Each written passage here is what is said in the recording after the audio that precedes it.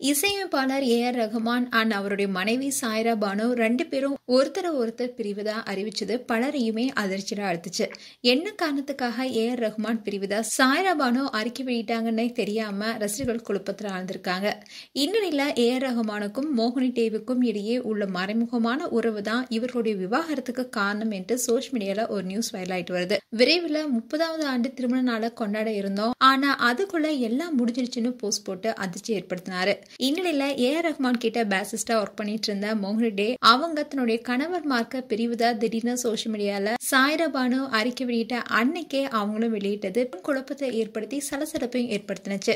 ஏற்கனவே GV. Prakash, Jayam Ravi, A.R.. Rahman பல பிரபலங்கள் விவாகரத்து அறிவிப்பை வெளியிட்டு ரசிகர்களுக்கு தொடர்ந்து ஷாக் கொடுத்துட்டு வராங்க.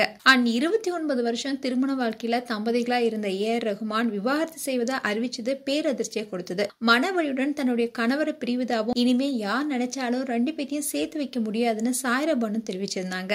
இந்நிலையில முதலா சாய்ரா பானுடைய விவாகரத்து அறிவிப்பையே அவங்களுடைய வழக்கறிஞர் வந்தனா ஷா தான் வெளியிட்டிருந்தாங்க. அதனால வழக்கறிஞர் வந்தனா கிட்ட ஏ.ஆர். ரஹ்மான் சாய்ரா பானுவுக்கு துரோகம் செஞ்சாரா, ஏமாற்றினாரா என்ற கேள்விகளும் கேட்கப்பட்டுச்சு. இதுக்கு வழக்கறிஞர் வந்தனா என்ன சொல்லியிருக்காங்கன்னா, அது அவங்களுடைய தனிப்பட்ட விருப்பம். 2 பேரும் சரியான புரிதலுடன் தான் பிரியும் முடிவை எடுத்திருக்காங்க.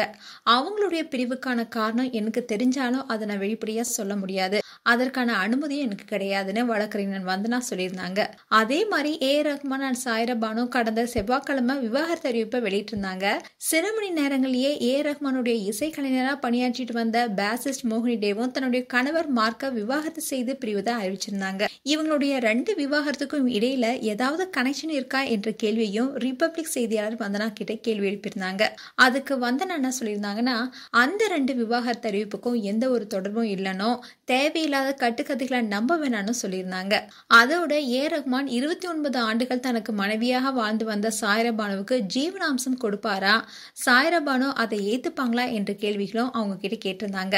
அதுக்கு வழக்கறிஞர் வந்தனா என்ன சொல்லியிருந்தாங்கன்னா, இப்போ அந்த அளவுக்கு எல்லாம் வழக்கு செல்லல, ஆனா இந்த விவாகரத்து வழக்கு இரு தரப்பிடமே சுமூகமா முடியும்னு தெரியுது, அதற்கு தேவையான விஷயங்களை 2 தரப்புமே செய்வாங்கன்னு வந்தனா அதுல சொல்லியிருந்தாங்க. மேலும் ஏ.ஆர். ரஹ்மான் அண்ட் சாய்ரா பானுடைய விவாகரத்து குறித்து ஏ.ஆர். ரஹ்மானுடைய ரசிகர்கள் பலர், ரஹ்மான் ரொம்பவே நல்ல மனிதர், அவரை பிரிய மனம் எப்படி உங்களுக்கு வந்துச்சு, ஏதாவது மனக்கசப்பு இருந்தா பேசி சமாதானம் செஞ்சு சேர்ந்துட்டா நல்லா இருக்கும்னு பலரும் அவங்களுடைய கருத்துக்களை பதிவிட்டு வராங்க.